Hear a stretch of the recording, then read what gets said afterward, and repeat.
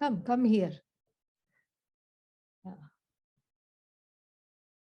Yeah. You got away yesterday, but today, anything you want. Or some other chant also will be welcome. Anything you want. Then I'll call you in the middle. Be ready. All right. Yeah. No problem. It's okay. You are very well dressed. All we need to be is dressed. That's all. Yeah.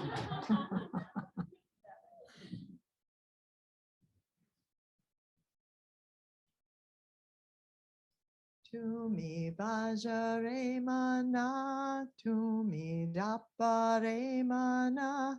Om Shri Ram Jaya Ram Japare mana. You also do it. Mana tumi japare mana. Om Shri Ram Jaya Ram Japare mana. Tumi japare mana, tumi bhajare mana. Om Shri Ram Jaya Ram Japare mana. Tumi bhajare mana, tumi japare mana. Om Shri Ram Jaya Ram Japare mana. Om Shri Ram Jaya Ram Japare mana. Om Shri Ram Jaya Ram Japare mana. Om Shri Ram Jaya Ram Japare mana. Om Shri Ram Jaya Ram Japare mana. Om Shri Ram Jaya Ram Japare mana. Om Shri Ram Jaya Ram Japare mana. Tumi bhajare mana, tumi japare mana. Om Shri Ram Jaya Ram Japare mana. Tumi bhajare mana, tumi japare mana. Om Shri Ram Jaya Ram Japare mana. Tumi bhajare mana, tumi japare mana. Om Shri Ram Jaya Ram Japare mana. Tumi bhajare mana, tumi japare mana. Om Shri Ram Jaya Ram Japare mana. Om Shri Ram Jaya Ram Japare mana. Om Shri Ram Jaya Ram Japare mana. Om Shri Ram Jaya Ram Japare mana. Om Shri Ram Jaya Ram Japare mana. Om Shri Ram Jaya Ram Japare mana. Om Shri Ram Jaya Ram Japare mana. Tumi bhajare mana, tumi japare mana. Om Shri Ram Jaya Ram Japare mana. Tumi bhajare mana, tumi japare mana. Om Shri Ram Jaya Ram Japare mana. Thank you so much. Thank you.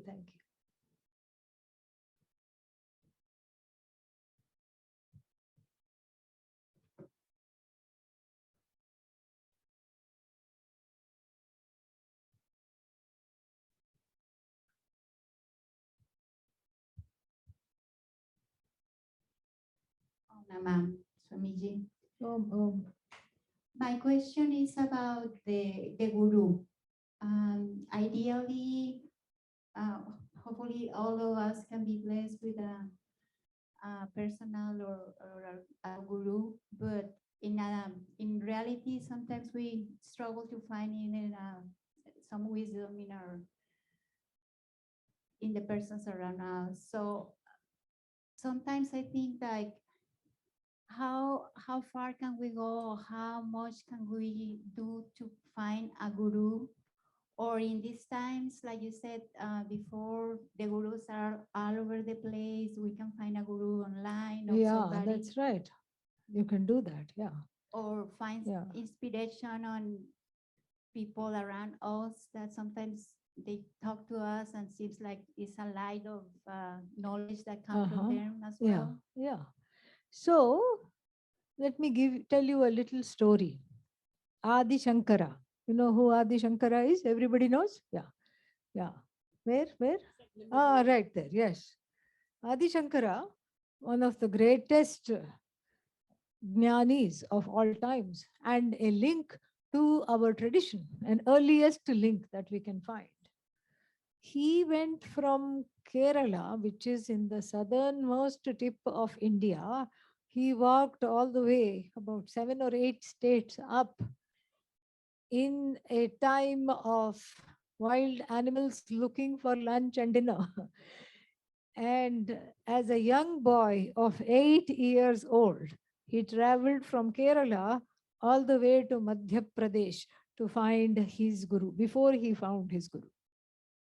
So that shows that no effort that is put is wasted. And in fact, it takes great effort. And that effort is worthwhile. It is not, it's not like going to, what are they called, in search of a sale in some mall somewhere. Yeah. People make great effort to do that. Especially the day after that, there is one. Ah, yes, yes, Thanksgiving. What a way to give thanks. Get in, and nobody will wake up at 5 o'clock on that day, on that Friday. They will wake up at 5 o'clock. They'll go to great lengths to find a sale, to attend a concert and get tickets, to attend a game. But where the effort is needed, uh, we don't know how to go about it. It's not that we don't know. We know, but there are things coming in the way. That's the thing. So this is this. So therefore, it is worth it, because it is a matter. Finding the guru is a matter of whether being steeped in ignorance. The difference between being steeped in ignorance or going towards understanding the glory of who you are and living what you are meant to be. It's a very big thing. So, therefore, it is extremely worth it. Having said that, we also have to acknowledge the reality of the milieu, the contemporary times today. We are not living in Adi Shankara's time. And then the mumuksha. Mumuksha means the desire to be free of samsara, the desire to study. And the connection between study and freedom is very, very dim. It's not well understood, it's not well ascertained. So that is one thing on part of the student. And so there is a lot of confusion, guru who and what to do, etc. And how to go about it, what to do. And then there is a lot of FOMO. What is FOMO? Fear of missing out. FOMO. Oh, if I go to this one, then that one is left out. And this one is kind, but maybe the other one is strict, and maybe I need somebody who is strict. So, which one to decide how to go, what to do? And then this one gives lots of prasad, the other one doesn't. So, maybe that should. Maybe that should be the criteria. Criterion should be one who gives more prasad. But then the thing is, the other guru is also giving prasad, in another form, but that's not noticed, that's not understood. And so this way, there is that FOMO and wanting to get everything and not wanting to miss out of anything makes one keep one foot here. You want to ride two boats at the same time. How is that possible? One leg in one boat, another leg in another boat. And then you say, oh, I have no peace of mind. How will you have peace of mind? How is that even possible? And so acknowledging these as a civilization, as a collective, we are into multitasking. We are into doing all kinds of things at the same time. and we want to kind of custom order the guru and have him or her shipped to our house. How is that possible? Yeah, the guru should be like this, should not be like this, and all these things. It's not going to work. And so, therefore, the the impossibility of having what you said, a personal guru, meaning studying with one guru, that seems to be less and less possible.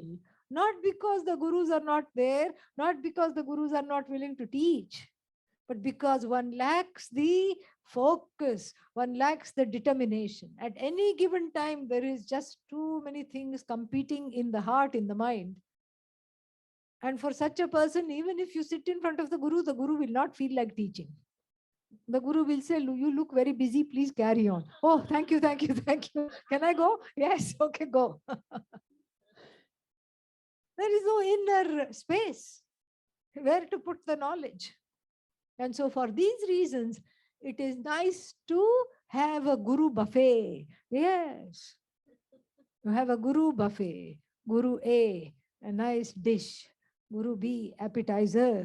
Guru C, main dish. Guru D, dessert. You have a little, what is that called? Smorgasbord, like a little buffet, a tasting menu of various guru. Nibble, nibble, chomp, chomp, nibble, nibble. This is what it is. This is the way of Kali Yuga. This is the way the times are difficult. This is how it is turning out to be. Namaha. It's okay, really. This way the gurus have more free time. It's nice. Yeah. And so this is the old way of interning with the teacher, living with the teacher, all that. It's kind of gone. Not because it is not available, but because one lacks the mental strength, the courage, the determination, and the perseverance to do that. Because there is so much agitation, anxiety, fear of missing out, wanting to be somewhere, wanting to be in 100 places at one time. How is that possible? So, therefore, this nibble nibble is okay. It's all right. And it is all right because that is the reality, and we have to accept that reality, that this is all that is possible for me with my full time job and even more full time preoccupations. So, this is what I have to do. So, that's okay. And so, then, can I go guru hopping? Be my guest. And can I study with more than one person? Go ahead. Go ahead. That's all. Oh, but then will that not lead to confusion? I didn't say it wouldn't, but but if you want to do that, go ahead. Any which way, at least that is better than no guru at all. A guru tasting buffet is much better than no guru in the life at all. Yeah, it's better. It's better to have at least a little bit than nothing at all. And the idea is, and the hope is, that even with this kind of a approach, a little bit of guru, a little bit of samsara, both at the same time, I keep it going, no problem. With one's prayer, with one's dedication to learn, and as the desire to learn goes up, then the confusion comes down, and then one does settle down. One does settle down. You allow the mind to settle. And then the pandemic has a blessing because you need not go anywhere. All the gurus come into your living room or wherever you have your computer. When I first started to, when this Zoom thing started, people started to ask me, "Where are you?" I said, what kind of a question is that? I'm sitting in your living room. That's what I would say. And it would be true. What do you mean, where are you? I'm here. You're watching me. I'm here in your house. And so that is itself a blessing. So the between not studying at all and studying with many gurus, I would choose the latter. You have to begin somewhere. And let that be there. Doesn't matter. More gurus, more blessings. Acha hai, very nice. Yeah.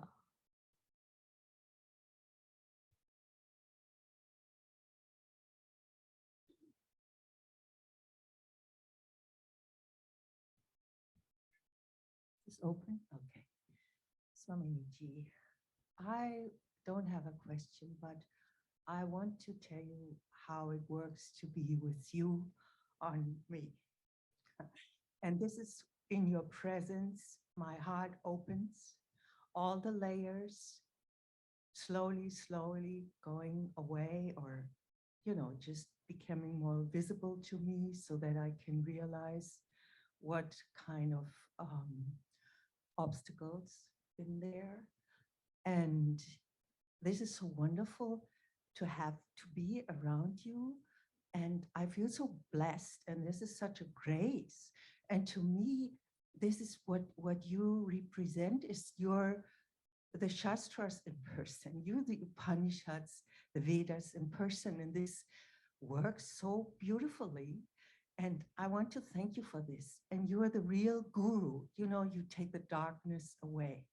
And I think it's necessary to say this while we are sitting here, because this is, for me, this is how it works. And I feel so blessed. And I just had the urge to say this today. Om, Om. It is all Guru's gift. That's all we can say. What I gained from my Guru is what you get. This is Ela. She has come from Germany. Yes. And I meet Swaminiji via Zoom, actually. Yes, yeah. She is part of the Zoom Kulam. Yeah. Krishna has a question here.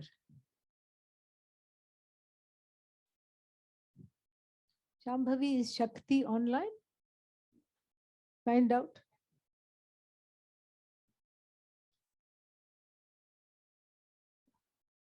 Om Swaminiji. 1 second. I have to do a small job. Then I Sure. will be with you.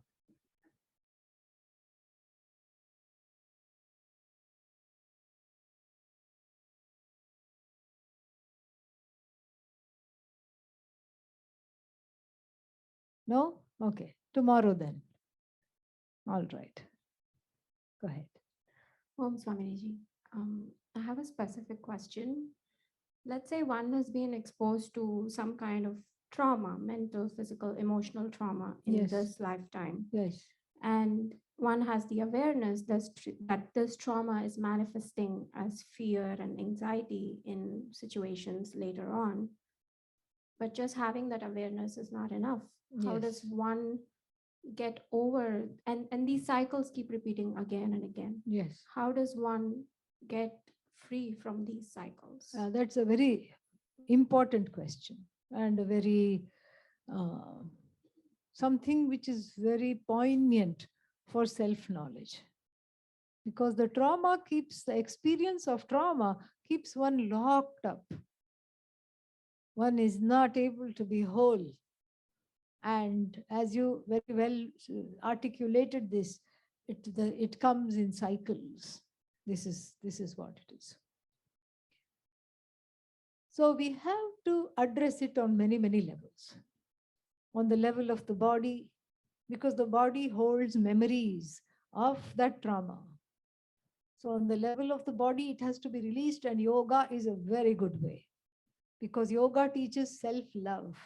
Yoga teaches one to love the body no matter how it is. Whether it bends or doesn't bend, and whatever it is, we learn to accept what is, and we learn to work with what is. So at the level of the body, to do that, it is such yogasana is pranayama, great blessing, great blessing, because it cultivates self-love, self-confidence. If I can touch the toes, that means I can do many more things. One surprises oneself. And so that is a very big blessing. That is very nice. Then on the level of the mind, perhaps some psychotherapy might help. Journaling helps. Psychotherapy is also a sadhana. Therapy is a sadhana, as much a sadhana as japa. Because it helps to overcome that PTSD. When you say cycles are coming, it's like a PTSD. You're reliving that again and again. Therapy helps. Talking it out helps. Writing it out helps. You can have a practice of journaling every day. write a little bit. Writing that helps. So this is on the relative, on the level of the relative, on the level of the absolute, so that you make it go away and never come back. There is nothing more than a better gift that you can give yourself than exposing yourself to these teachings. Committed exposure to Vedanta. When you surrender to Vedanta, it takes the trauma away eventually. Not at first, because at first there is no listener. There is the one is already traumatized and one is coming from that place. But over time, when you understand that this trauma is not me, it is something that happened to me, it's not me. It's not me at all. And when you are able to do a loving witnessing of what happened, instead of getting caught up in the non-acceptance of it, in the despair of it, in the pain of it, when you're able to lovingly look at it, then that is the key to healing it. And you're able to look at it lovingly because you have come to terms with your karma. It's not like it was, don't take me wrong. It is not that I'm saying you deserved that trauma. No, it happened. Perhaps it was somebody else's abuse of their free will, because of which you had to endure that trauma.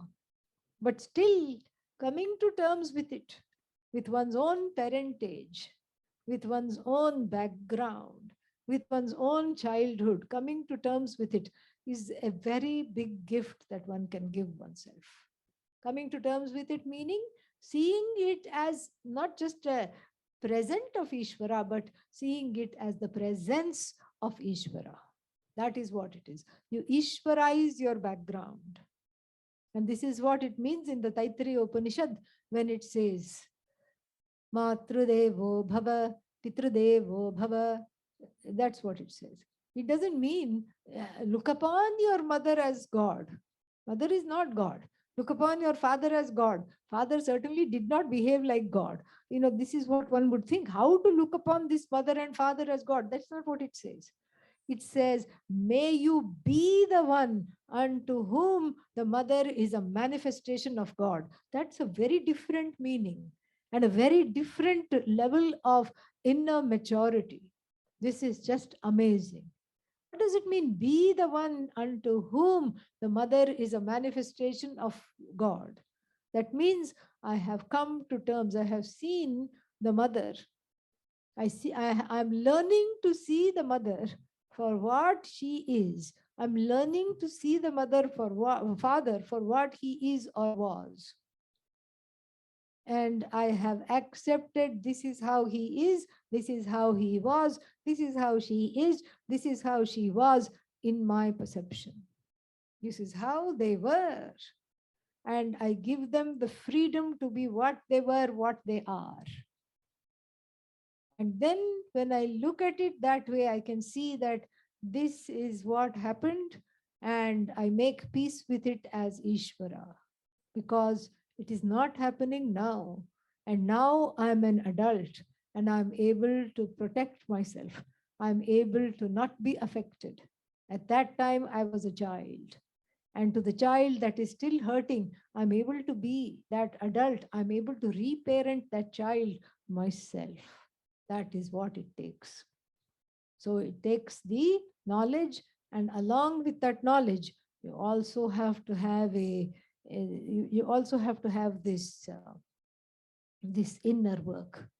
Inner child work is there. So many different things are there, and all that needs to be done in order to be free of the trauma. Very good question. Yeah. It is possible. It happens. In one lifetime? Absolutely. It will. It will happen.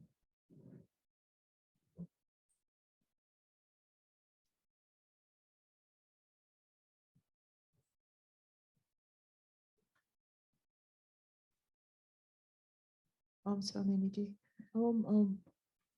can you speak a little bit about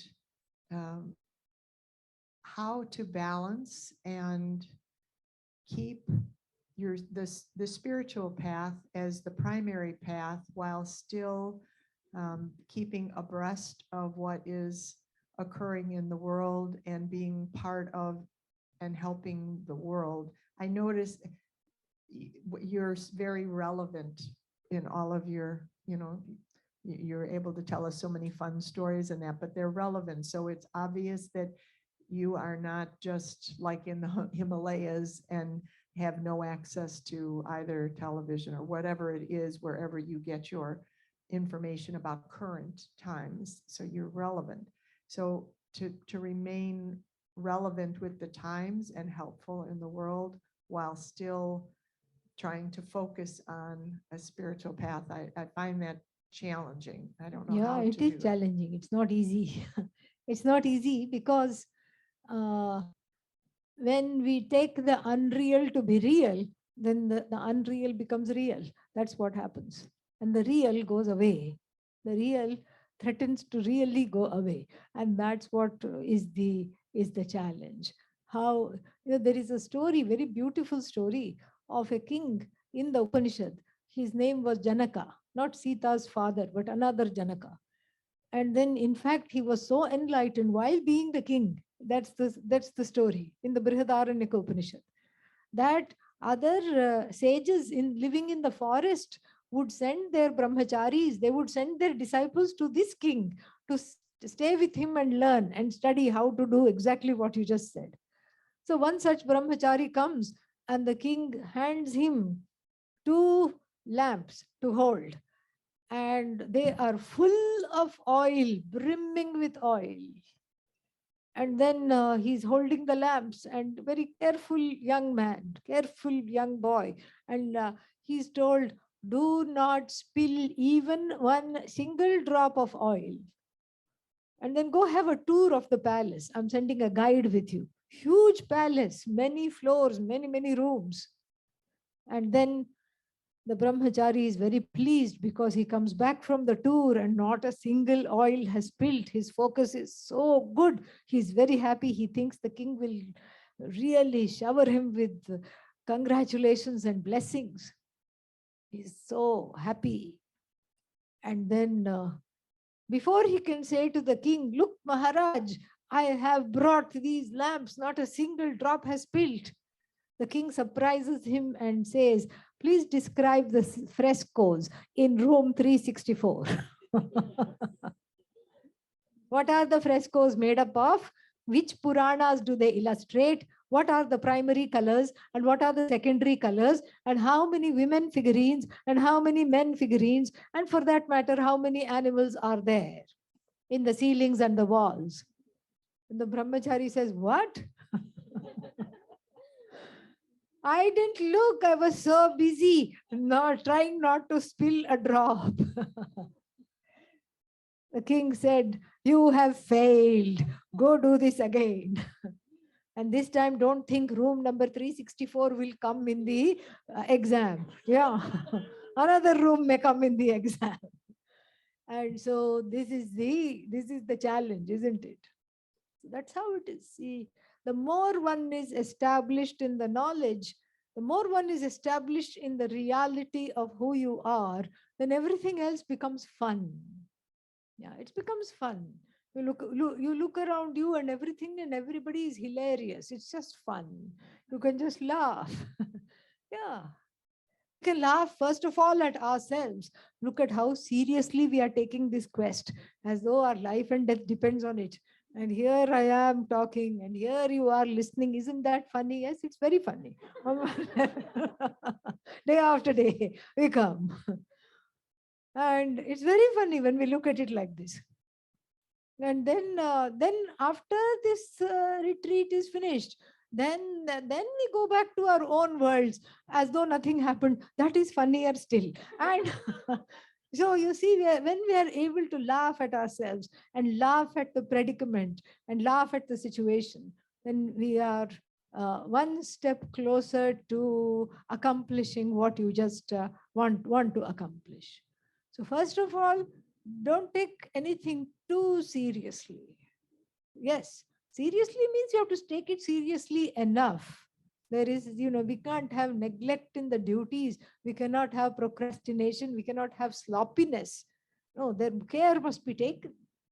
But at the same time, we allow, you just have a nice connection with the world, because the world is not away from God. You see God in the world, you see God in everything, and that is how to do this.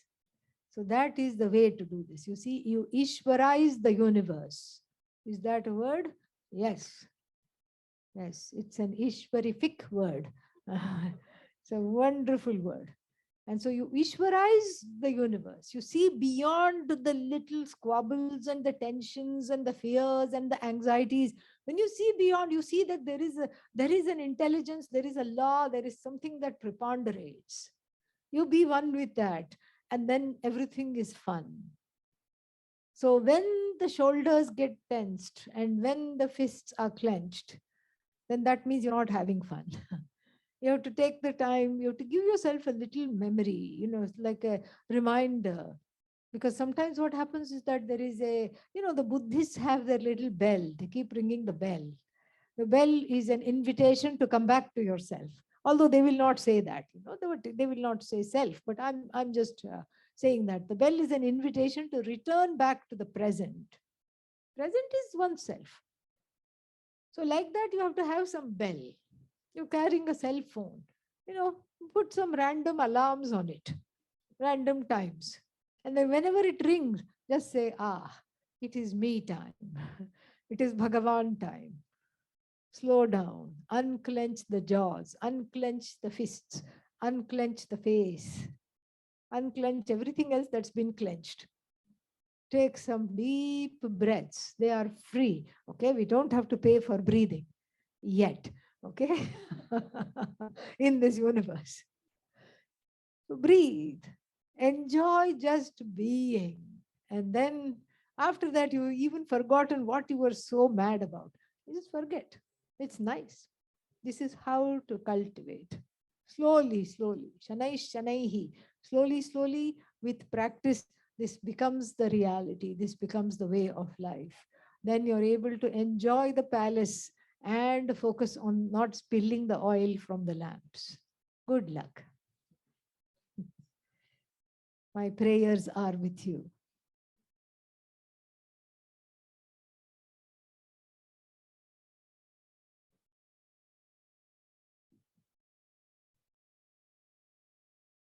How does one repose in the self? I couldn't hear you because of that noise outside. Please repeat. How does one repose repulse? repose Repose. Okay. repose in the self? Repose in the self. Yeah. It's very easy. In fact, the question should be, how do I get out of myself? That is the question. Because wherever you are, the self is not away from you. There is an Upanishad sentence, Sakshad Aparokshad Brahma. What we call Brahman is right there. And there is in the Drik Drishya Viveka, a very highly celebrated text.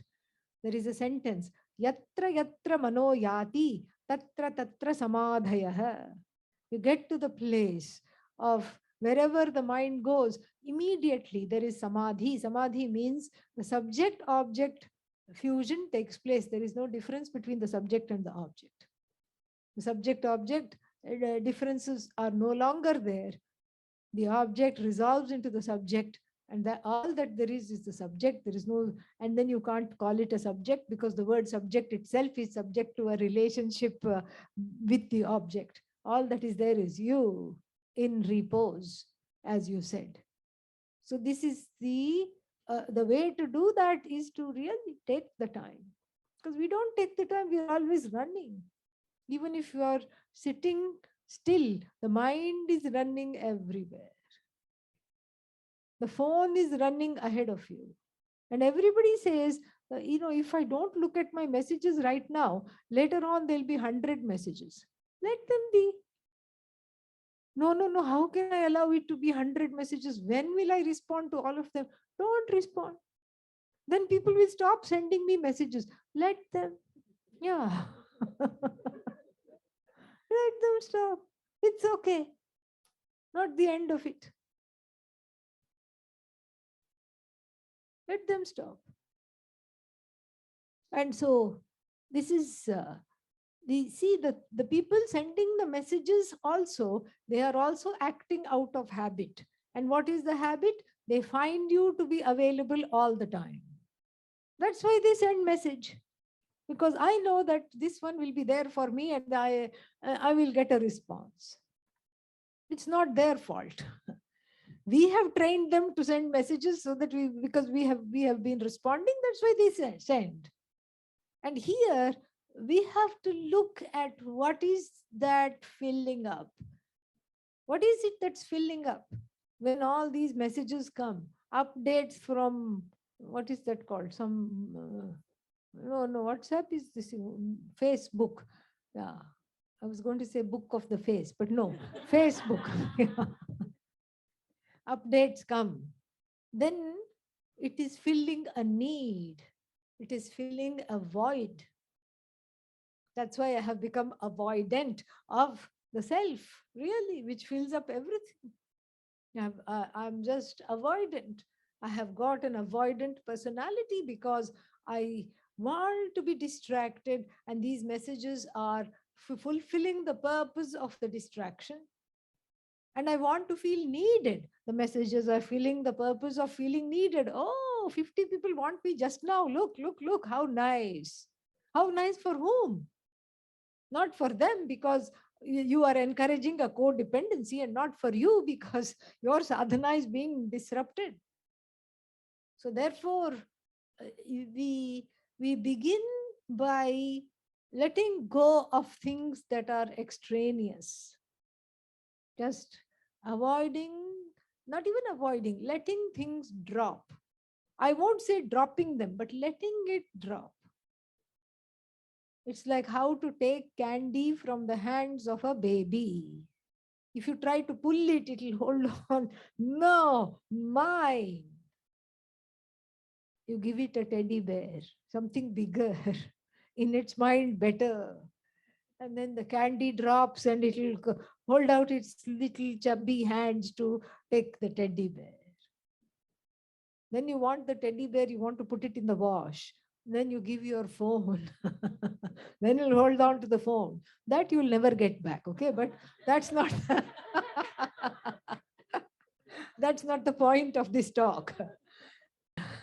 So, like this one grows up, replacing one addiction to another. And somehow it comes to a standstill with the phone. And the makers of these phones are very, very clever. That's why they put an I in front of it, iPhone. Yeah, the phone is replacing Atma. iPhone, iMac.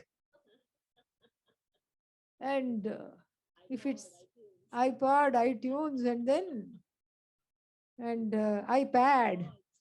If iPad is not there, I'm mad. This is what it is. This is what it is. Crazy we are, and we are allowing these companies, these capitalism to exploit us. Kathopanishad says, Anya vacha pramunchata. Give up all kinds of talk. Talk include, you can't say I'm not talking, I'm in maunam, but I can text. No, not allowed. Cheating, that is. Not allowed. So you give up all these extraneous things. And one way to do it is like this. You can say, I'm only going to talk of Vedanta. All right? And otherwise, I'm not going to talk at all. I'm only going to talk Upanishad, Atma, Brahman, Vedanta, yoga. That's all I'm going to talk. And these topics are repellents for friends. All right? Yeah. After a while, they say, oh my God, I thought you were a fun person. You're a big bore. That's exactly what you want, really. No, I don't want that. Trust me, you want that. Otherwise, you wouldn't be here day after day. So this way, you don't have to break up with anybody. They themselves get tired and they say, okay, enough. So slowly let things drop. And it's not that you are talking Vedanta to shun them. You're talking Vedanta to invite them into how wonderful, what is there for you. You want to show, you want to do this. And then that's why you're talking. But then you just allow things to drop. Because if people don't want to go on this journey with you, it's not worth it to leave whatever you're doing in order to go on a journey with them. You've been there, you've done that. So that's why you have to allow things to drop. And the first things to go is an unnecessary interaction. And I don't have to define unnecessary interaction because it is relative, but everybody knows what it is. When you are responding to something unnecessary, you know in your heart, this is not at all needed. I need to get out of this. You know that. And that is what you learn to drop. And when that happens, then, then there is more of a desire for Vedanta. It grows. You make the room for it. In other words, you give yourself the present of being able to abide in yourself. That is Vedanta, abiding in yourself. And so when these distractions go, and when you're able to heal whatever the need for these distractions were there to begin with, one is already on the path to liberation, moksha. Nice question. Very good. Can I have a follow-up question? Sure. On the same topic. Sometimes you hear, I'm not my body, I'm not my mind, I'm not the ego. But when you say that, and you're inside a bubble that is called intellect, how do you burst the bubble? You say, I'm not the intellect. Simple. Mano buddhi ahankara chittani naham.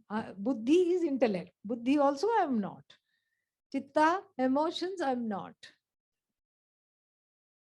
Nacha shrotra jihve, I am not the sense organs and their activities. Nacha grana netre, I am not any of these things.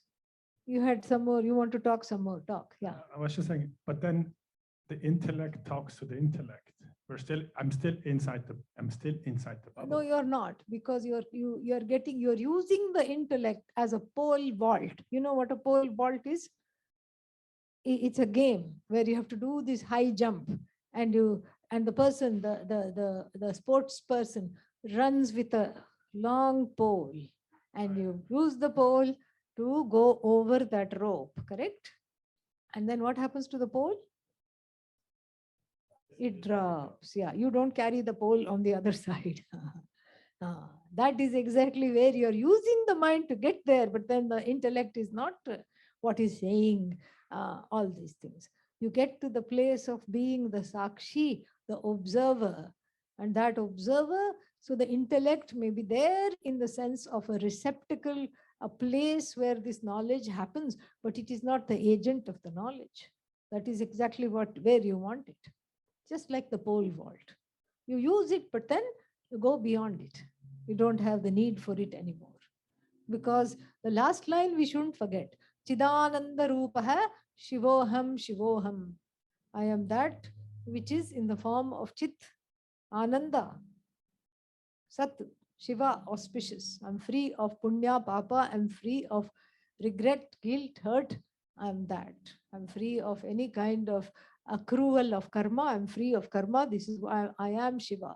This is what you say.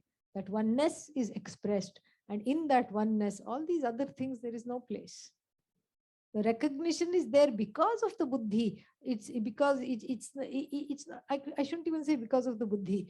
It is the buddhi as an instrument. The intellect is an instrument, not the agent. And it's okay because you do want an instrument. Otherwise, if the buddhi is killed off, everybody is in permanently vegetative state. That's not moksha. Yeah.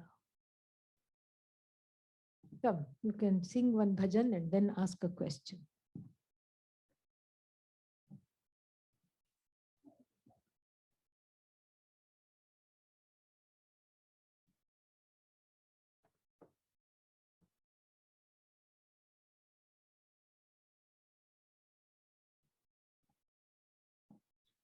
Ramam bhaje shyamam manasa.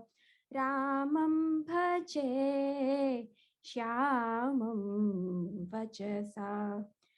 Ramam bhaje shyamam manasa.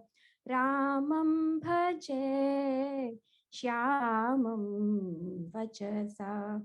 सर्ववेदसारभूतं सर्वभूतहेतुनाथं रामं भजे श्यामं मनसा रामं भजे श्यामं वचसा.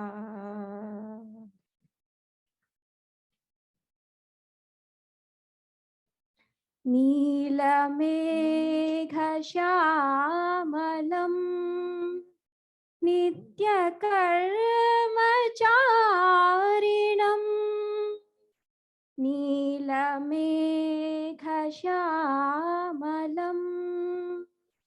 नित्यकर्मचारिणं नीलमेघश्यामलं नित्यकर्मचारिणं दण्डिनं कोदण्डिनं दुराचार खण्डनं दण्डिनं कोदण्डिनं दुराचार खण्डनं रामं भजे श्यामं मनसा रामं भजे श्यामं वचसा. सर्ववेदसारभूतं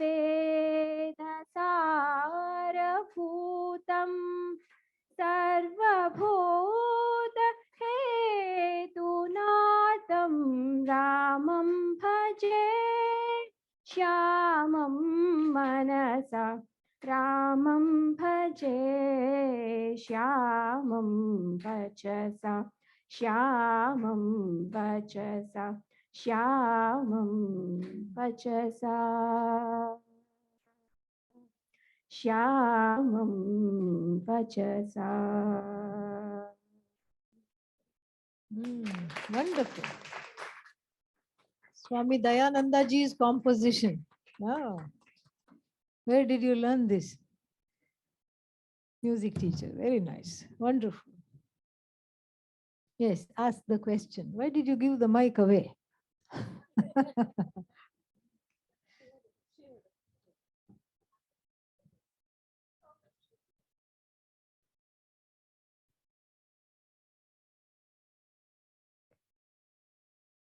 How does one balance between still living in a worldly world and having to fulfill certain Duties. dharma and Yes. also fulfilling certain desires Yeah. and still turn to Vedanta or divine love or bhakti? Yeah. They do keep the Vedanta in front and then do the other things as a way of qualifying, purifying the mind and the heart for that. I always give this example of going to the airport. You want to go to the airport? The airport example is nice because that's where you take off. So here also you take off. So let's say you are going to the airport and your flight is really early. You are really early. On the way to the airport, you say, oh, I have so much time. Maybe I can stop at a grocery store and then pick up something to eat on the plane. When you go to the grocery store, where are you headed? Airport. Okay, let me give you a hint. Every question I ask, the answer is. So then you're not buying groceries for the whole week. That is useless. Just pick up something and then you find you have even more time Then you say, okay, I'll go to the dry cleaners and drop off something which was already there with you in the car. When you go to the dry cleaners, where are you headed? Ah, very good. Abba, finally. So then you find you still have some more time, and then you have a friend who lives near the, yeah, you have to be alert. Yeah. And then after that, you call your friend, they happen to be at home, and then you say, oh, can I visit you? Definitely, the friend says, in fact, you can park the car here. I'll drop you off at the. Now everybody is awake. Yeah. And then, so you have done 4 or 5 things on the way, correct? But you haven't lost sight of the fact that your destiny is the airport. Your destination is the airport. And that this flight is going to take off and this is the time I have to be there. You haven't lost sight of that. You've done 100 things on the way. You've dropped off your dry cleaning, you have picked up something else, you have gone here, gone there, you have visited this one, that one, you picked up some coffee or you picked up some flowers to take to your friend's house. All this you have done on the way to the airport. So like this, whatever desires you're fulfilling is on the way. Now don't say airport, okay? Moksha. Yeah. Once I asked, he said, it's so everything you do in life is on the way to, and everybody said airport. Ayyo Rama.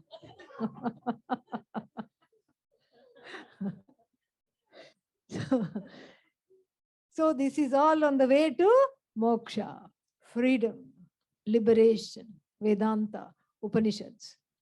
Upanishad is the destination. So on the way to the Upanishads, I say, oh, little bit of time is always there for chocolate cake. Yummy. And I can go stop by, but I'm headed towards moksha. Then I want to talk to some friends, moksha. Then on the way, I say, I want to study some more. Somebody says, I want to study some more. One says, all on the way to moksha. Don't say airport, okay? Yeah. Please. Then suddenly the idea comes, why not get married? That is also on the way to moksha. That's how it is. In fact, the Hindu marriage is for both the people to follow Vedanta together, because sometimes it is very difficult for one person to do it alone. That is the essence of Hindu marriage. We have a little ritual, in the marriage.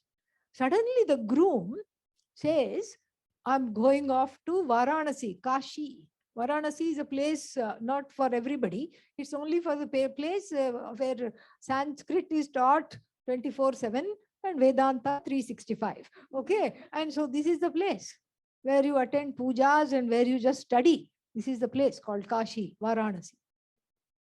So suddenly the groom, after having agreed to marry this girl, says, I'm going off to Varanasi.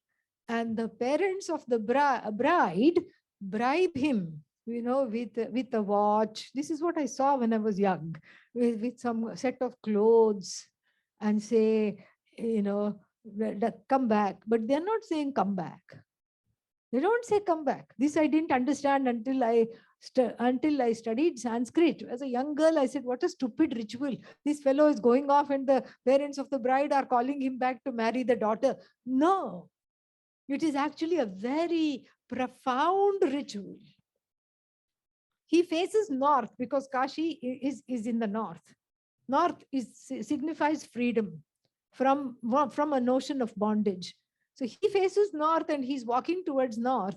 And the parents of the bride do not say, don't go. They say, she also is equally wanting to go to Kashi. Take her with you. Because it is easy for both of you to fulfill this desire together. So that is also marriage on the way to moksha. In fact, if you are married, you get moksha faster. Yeah. See, I don't even have to explain this. I love this. If you're married, you have to, especially in Indian marriage, you have to adjust to the egos of the entire village, not just a person. You get married to the township from where your partner is. You get married to the whole town. Everybody has a say in how you should be, what you should wear, how you should behave. Both the young man and the young woman, both have to do this. Everybody says this. What is your salary? They will ask on your face. Will you be able to keep our daughter, because she's the daughter of the whole village, to the style she's accustomed? Otherwise, don't even go see her. Just go away. Go back. The aunties of the village make sure that this thing. And then they will ask the young man, is anything wrong with you? What is 2 plus 2? They will do their own tests. Yeah. And if anything is wrong, they will never even let the first meeting happen. They will ensure that by not talking anything bad. So how is the groom to be? I heard you met him at the entrance of the village. Well, my elders told me never to speak anything bad. That's all they'll say. That's all they'll say. And then the parents of the brides will say, no, no, no, no, this marriage is not happening. So the marriage is a means to an end. It's not an end in itself. If you make the marriage an end in itself, it will end. It's not the end. It's a means to an end. Children, if you have children, again, you're assured of moksha because they will press every button you never even thought you had. They urge you to grow. They encourage you to grow. You have to be more patient. You have to be more understanding. You have to be more present. You have to sacrifice a lot when you have children. It's not easy. But that is also, you can look at it as a preparation for moksha. Then there is a job. That is also a preparation for moksha. Everything is preparation for moksha, and everything is done worshipfully. And when you do it worshipfully, then it becomes a joy. That's how it is. And you enjoy whatever you're doing. You learn to enjoy whatever it is that you do. You enjoy. And in this, there is growth. And that growth means what? There is inner maturity and opening of the heart to receive the knowledge of Vedanta. 9/10 is preparation, 1/10 is the knowledge. That's how it is. Very good question. Yeah. Next. Yeah, there. Yes, you have the mic already. Wow, way to go. Wonderful. Yes, I've got it. Thank you. Yeah, she Andrea. I promised got that it. she'll ask a lot of questions. I'm ready. Okay, so question 1. Good afternoon, everyone. Good afternoon. question- Welcome. Actually, I wasn't even thinking about this until you were speaking, but the first one that just came into my mind was in terms of practicing self-forgiveness. Yeah. So I've forgiven others for trauma, as you mentioned, trauma and letting things drop. But I realize there's still some stuff I have not forgiven myself for. And I'm wondering what you would say to that. And then question 2 is in my family, we have dreams, and that's how we kind of get premonitions of things to come. That's amazing. Yeah. But what do you do with dreams that maybe are foreboding in nature? So like my sister and I dreamt my dad was going to die. We called, we checked in on him. He was fine, but then he did die that Saturday. And so it's almost like I recognize the serenity prayer in terms of like, God, grant me serenity, such things I cannot change, etc. And the will to know, what I can, the courage to change what I can, or like thy will be done. But at the end of the day, when we know something's going to happen, but we still can't change it, what do we do with that? Those are my 2. Yeah. Let's go take the second one first. So sometimes people have this gift. It is called lucid dreaming. It's not really a dream. It's in between dream and waking, if you analyze it. And then there, some information is given. Why it is given, God only knows, really. We don't know why it's given. In a way, it's a blessing. But if you don't know why it's given, then it is difficult. It's a difficult gift to have because you spend the rest of the time being anxious about it. That is the problem. So you convert this anxiety into prayer, that sense of foreboding and anxiety into prayer. You just say, I do not know why. Oh Lord, oh Goddess, you have shown us this. I do not know why. And if I'm supposed to do something to prevent something, or if I'm supposed to help somebody, please show me the way. You pray. And Also, the other thing is, if you know something is happening and if it is foreboding, it's also a time to make amends with that person, whatever it is. Or even if there are no amends to be made, say goodbye, spend some quality time. This is how you can fruitfully use that encounter. That is how to do that. What was the first one again? Please repeat. Self-forgiveness. Yes, that is a very important thing, because really speaking, forgiving others is easier than forgiving oneself. And one is hard on oneself because there is an inner being with a police whistle, yeah, an inner cop who is very hard on oneself. There is a lot of self-flagellation, self-loath, self-critique, self-judgment. So you take away the whistle from that inner cop, replace it with a pacifier. Okay, that's what you have to mentally do. And whenever it says, oh, but wrong things are happening, you're doing this, you're doing that, just give it a hug. It doesn't know what it's talking about. It's just used to, from many, many lifetimes, it is used to being critical. And that's what it's doing. It will drop in the wake of this knowledge. All these kinds of messages that we tell ourselves, or the negative messages we give ourselves, do drop. They will drop.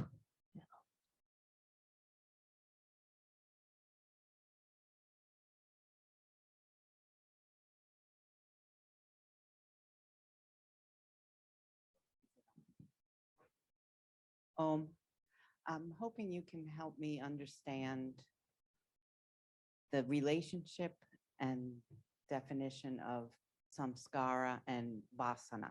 Huh. They are kind of synonymous. It's not much different. Samskara means that some kind of impressions of the past. And it's also a word that is used for certain rituals that are done from birth to death. There are 40 of them in number. The naming ceremony of the baby, and then the thread ceremony, and the aksharabhyasa. The first time you make the child write Om in a plate of rice with a little finger, you hold and make it write Om. All these things, each one constitutes a samskara. These are all good samskaras to help the child along the way. And then sometimes, in India, you may meet the elders, and the elders are pleased with you. They say, oh, you have very good samskaras, means you have been raised well. Vasana has both negative and positive connotations. There is a Vedic statement, Pumsam Advaita Vasana. So the desire for non-duality is a vasana, is a desire that is being carried for a very long time. Vasana literally means a smell, a smell that is reminiscent. And so the smell of Advaita is there. The smell of non-duality is making one pursue that in this life, because in the last life also you desired it. That's why in this life it is stronger and stronger and stronger. You cannot turn away. But the vasana is also used for those kinds of addictive behavior patterns. And so then I suppose you can say these are good vasanas versus bad vasanas. Yeah.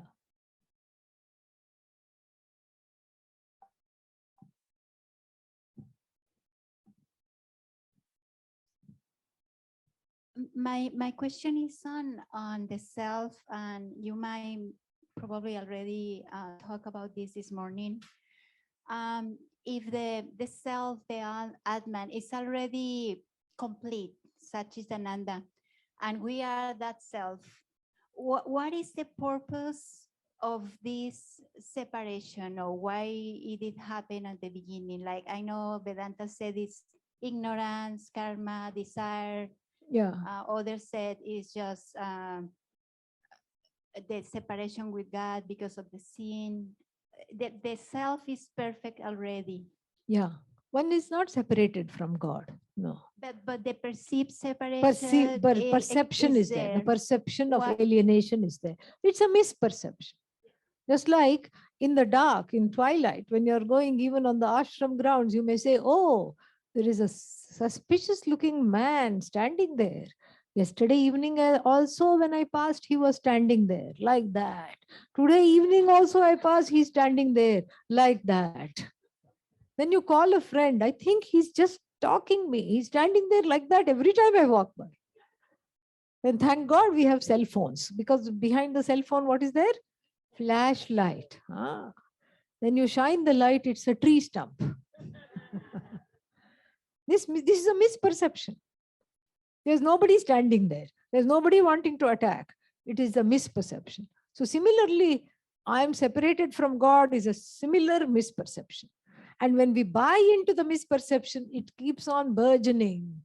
It becomes real. Even though it's not real, it becomes real for me if I buy into that misperception. And the reason really is self-ignorance. Because I don't know who I am, but I know I exist. So I do not know the nature of my existence. So the I becomes a sitting duck for all kinds of misapprehension, misperception, wrong perception. I am is known.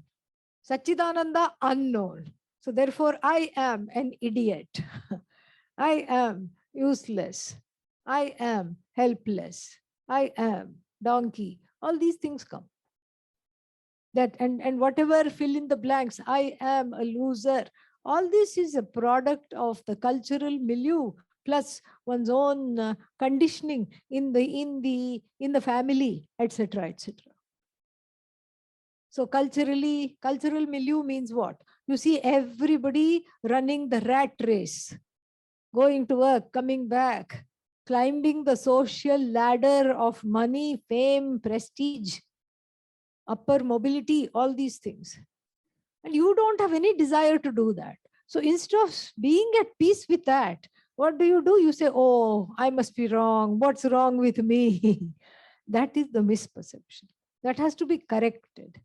And the correction of this is exposing yourself to more and more Vedanta and less of the madness.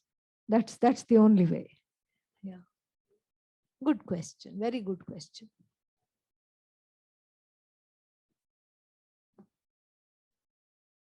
Question number 3 coming up.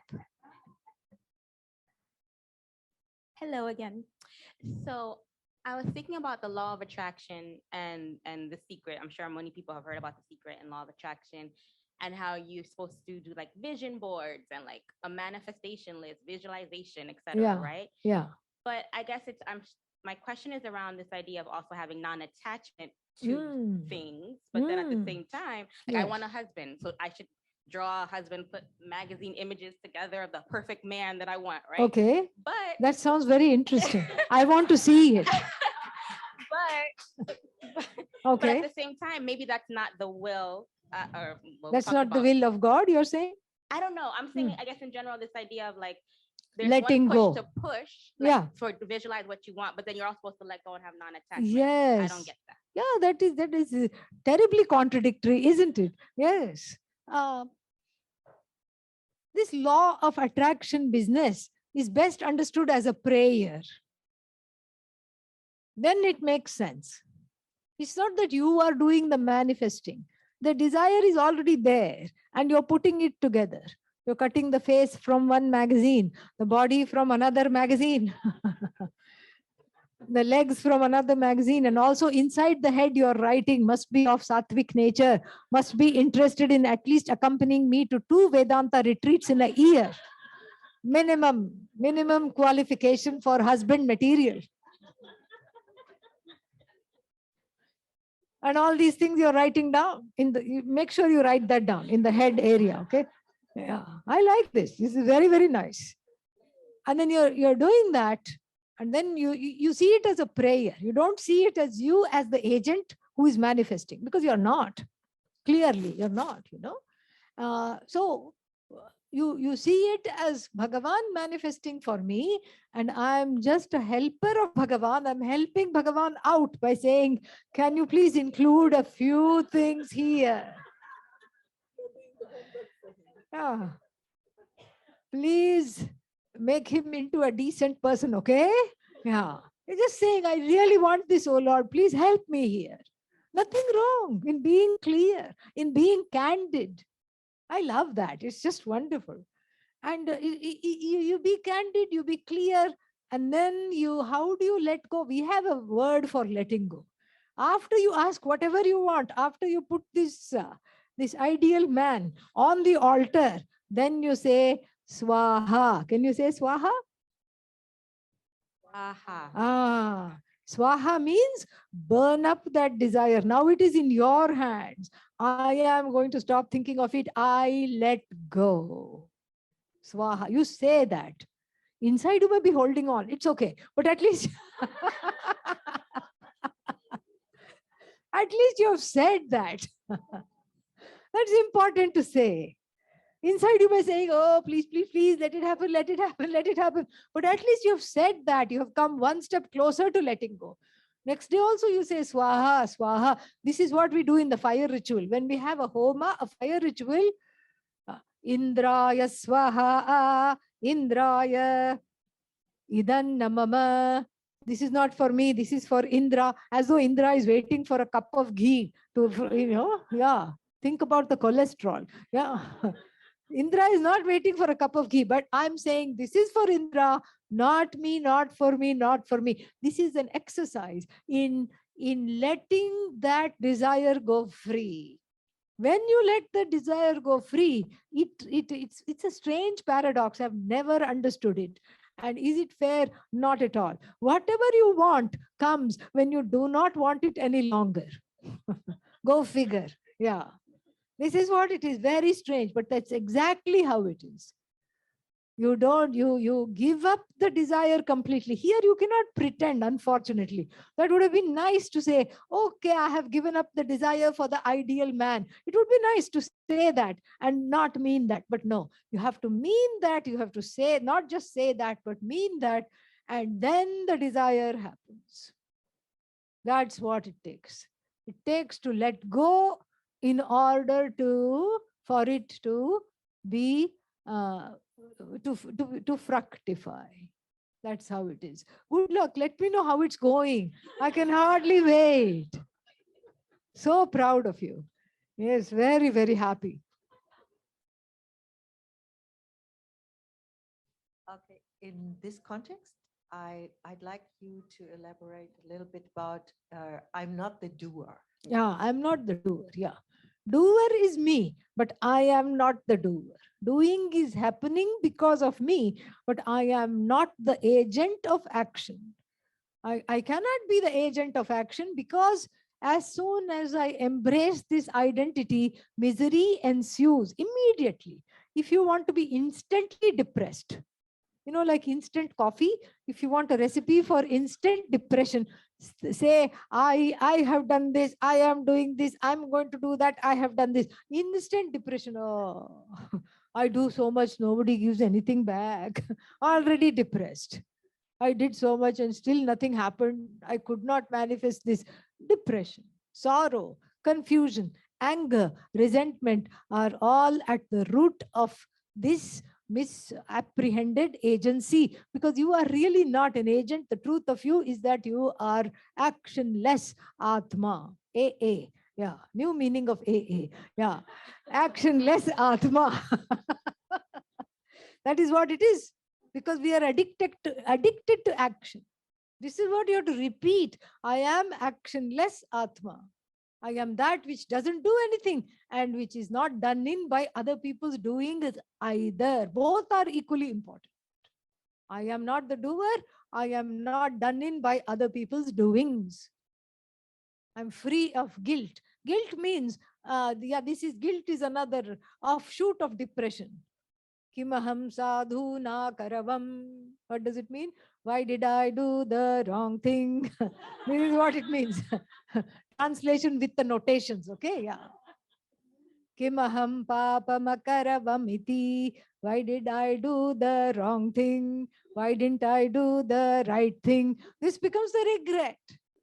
If I identify as the doer, I am subject to guilt.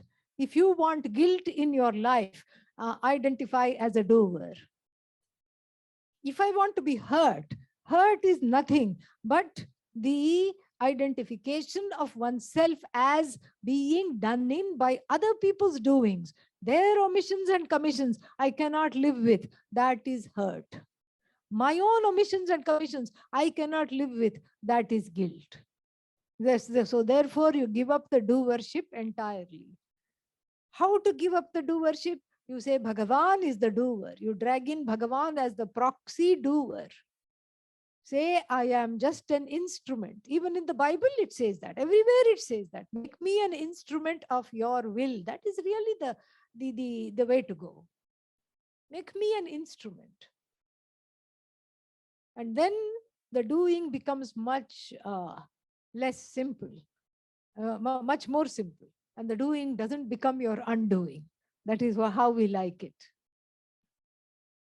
So is it more habituation, like a habit?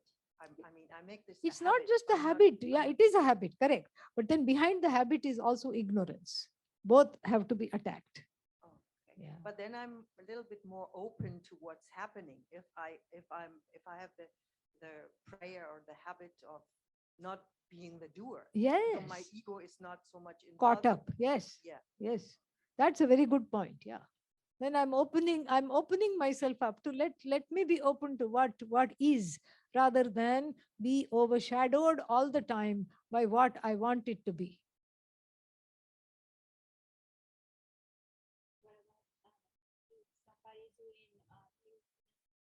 So if somebody is doing ill will or bad things to you, yeah. That's a very good point. Then, if somebody was read the Bhagavad Gita and then plans to become a serial killer, and then and then gets up on the stand, how do you plead? Not guilty, your honor, by chapter 4, verse 36, whatever, you can't do that. I'm not the doer by virtue of me not being the doer. This is not meant for people who have gone away from dharma. This is for people who are in the fold of righteous actions, who are wedded to righteous actions, who are ethical, and who want to tell the truth and who want to live in truth. In fact, I'm glad you brought this up, because at the end of every Upanishad it says, please don't give this knowledge to anybody who has not committed to a life of righteous living.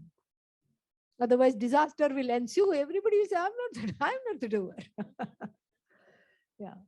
Somebody else had, wait, first there. Yes, go ahead. Swaminiji, Yes. I had a question. I read recently about affirmations. Yeah. So wanted to see how can we get affirmations into our path for building self-awareness. Yeah, right. Affirmations, you can write your own affirmations. They are, in fact, much more powerful than if somebody else writes it for you. So, if the affirmation is about feeling, if it's, let's say, body issues, you write, you just write hello, beautiful, and post it on the mirror. Yeah, that's all it is. Look at it every day. And don't look at it like, I wrote it, I don't mean it. Just look at that. Just look at that. And so you can have other affirmations also that have come from the Upanishads. Like when one is sticky, like there is one dish called sticky rice, some kind of a sweet dish. And it is literally how it is. It's all very, very sticky and gooey and sweet and all these things. And so if you get into a situation like that, a sticky situation, where you are having difficulty extricating yourself, you can say, Asangoham, Asangoham, Asangoham, Punah Punaha. Satchidanandoham. I am Satchidananda. I'm Asanga, means I'm uninvolved in this. I am not affected by this. I can extricate myself out of this. We help ourselves to this. And then if somebody is sinking into depression, they can say, Anandoham. I am Ananda. You can do that. And that really helps make it a daily practice. It's a very good sadhana. You had a question here.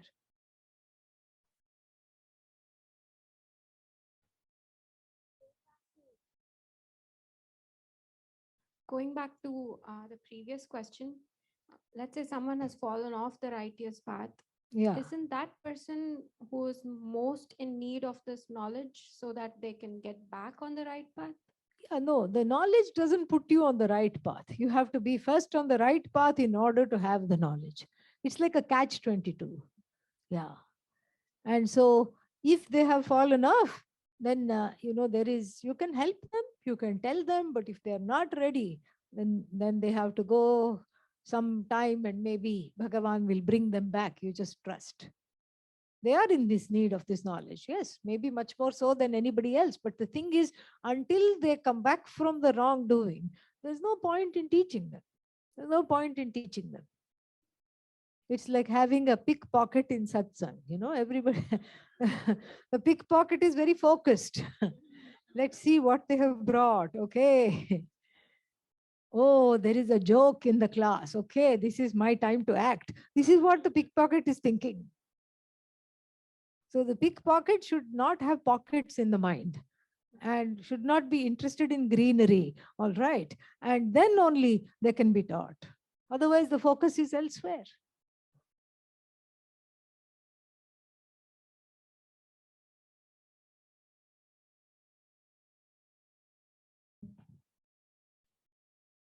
How can one develop her or his witness consciousness? How can one love? Develop. Develop. Yeah. It's nothing to develop. It's already there. You are talking to me. You are also observing that you are talking to me. You're observing that I am responding to you. You are already the observer. And you have to remember to go back to the observer. Just like in meditation, you say Om Namah Shivaya. You tell the mind to think the thought. Om Namah Shivaya, first thought. What is the second thought? Om Namah Shivaya. What's the third thought? Om Namah Shivaya. What's the fourth thought? Is anything happening? That's the fourth thought. So then fifth thought, Om Namah Shivaya. No, I have to bring the mind back. That awareness is there and that commitment itself helps you to bring the mind back.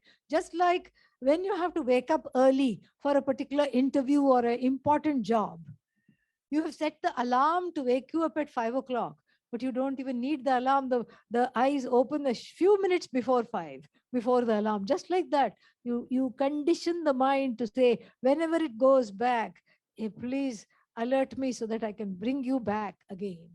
And so the mind will say, oh, gone from being the witness to the witless. Okay, come back, come back, come back. And it becomes a waking meditation, not just an open eye 24/7 meditation. That's the whole idea. So the little meditation that we do half an hour morning and evening is an invitation to be in that place with the eyes open, walking, talking meditation.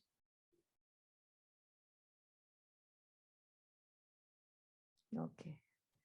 Om Sarve Bhavantu Sukhinah, Sarve Santu Niramayaha, Sarve Bhadrani Pashyantu, Ma Kaschid Dukkha Bhag Bhavet, Asato Ma Sadgamaya, Tamaso Ma Jyotirgamaya, Mrityor Ma Amritangamaya, Om Purnamadav Purnamidam Purnat Purnamudachyate, Purnasya Purnamadaya Purnameva Vashishyate, Om Shanti Shanti Shanti.